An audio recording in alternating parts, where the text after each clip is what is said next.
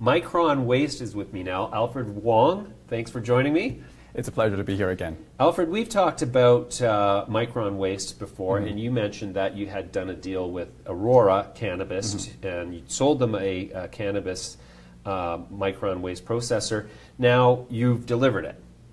We're actually about to deliver the first cannabis waste digester to Aurora Mountain, and that's happening the end of June. Okay. And it's essentially going to be the world's first cannabis waste solution that not only takes care of the active pharmaceutical compounds within the waste streams, but also recycles the water back into their cultivation process, making it a complete closed-loop system.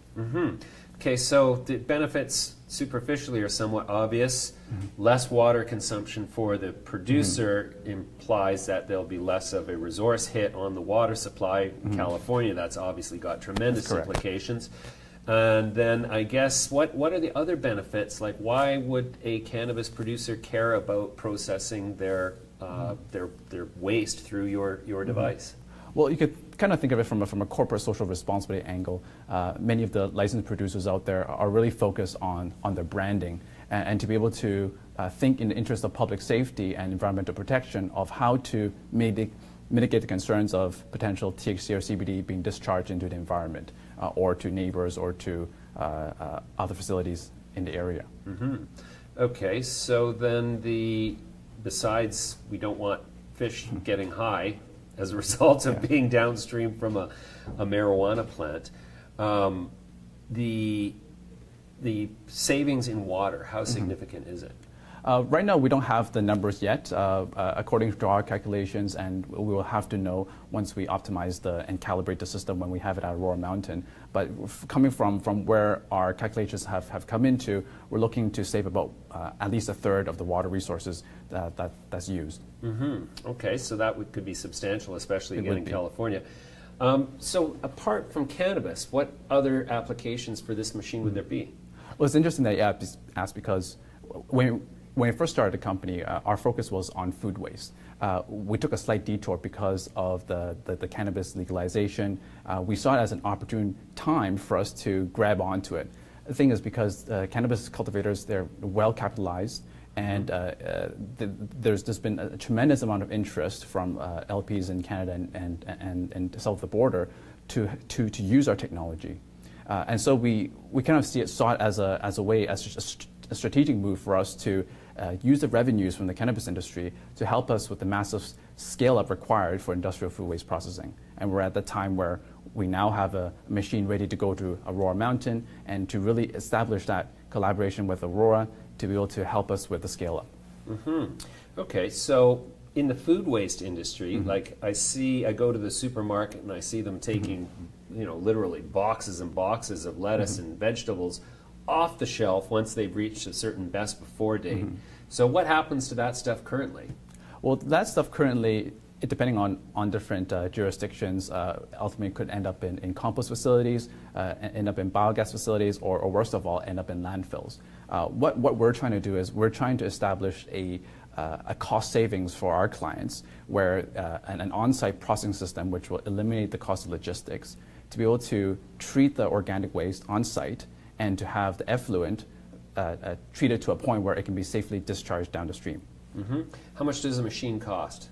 Right now, we don't intend to sell the machine on a one-off basis. We intend to lease or rent out the machine so that the client can immediately see cost savings. So at a current iteration, our product projected cost is roughly around $100 per ton of organic waste.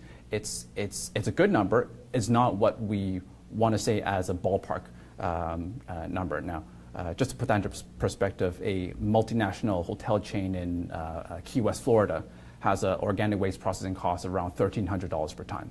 So even from that perspective, we already are able to establish significant cost savings for the customer. Now, that's not the same in all parts of North America. The same hotel chain in Dallas-Fort Worth, Texas, for example, would be around $100 per ton. So our goal with revenues from the cannabis industry to help us with the scale up is to essentially target our projected cost down to around $60 per ton. And that would open us up significantly to industries, not just in North America, but internationally as well. So that would give you a minimum average margin of 40% then, I guess. Correct. Interesting. Okay, so are there other applications for this machine and this process outside of organic materials? We've actually had significant interest from other industries, livestock industry, agriculture industries, pharmaceutical industries with the issues of opiates in the water. And these are all things that from a technical perspective, we can solve. Now, from a company perspective, the strategic opportunity available is really the cannabis industry, which is right now in the short term. Everyone's kind of pounding on our doors to get our solution because we can take care of the active pharmaceutical compounds as well as the food waste industry, and there's a significant food waste problem around the world. The other industries, we probably hope to have partners in those industries so that we could leverage the expertise in those areas for us to move the technology forward. What is the nature of the technological innovation and what is sort of the IP profile around that? Really the key critical part is really the proprietary blend of microbes and enzymes that's used to target very specific portions of the organic waste. Every sort of organic waste profile is different, and it's really taking a lot of effort to really look at what are the compounds and what are the characteristics of those, so to really develop that blend of enzymes and bacteria to target it. Machinery-wise, there are machines out there that can turn paddles. They can has pumps and valves, and all things are great. And we put that all together in a nice package in a container that's ready to be shipped out to Aurora Mountain. But the key technological advantage is really on the proprietary blend of microbes and enzymes. Okay, would these microbes and enzymes render the effluent, which I guess is more or less pure water coming out of the whole process? Well, that's what we're working towards. Okay, so would the end result be considered an organic effluent in terms of having no chemical toxicity? Well, there's going to be two sort of waste streams that comes out of our system. One is clean gray water, which can be discharged into a sewer or be recycled back into cultivation processes. The other part is the biosolids. And there's we've been able to implement some sort of the same sort of the technical improvements that we've made in the cannabis space to use on the food waste, where the biosolids, it's now at a place where it can be used to make a better compost product or a better livestock feed supplement product. Okay, interesting. All right, then, so do you have an expectation that Aurora is going to use a greater number of these machines, assuming, of course, they're successful and do what they say they're going to do throughout their growing operations around the world?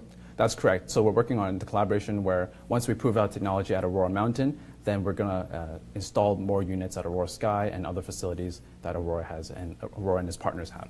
Wow.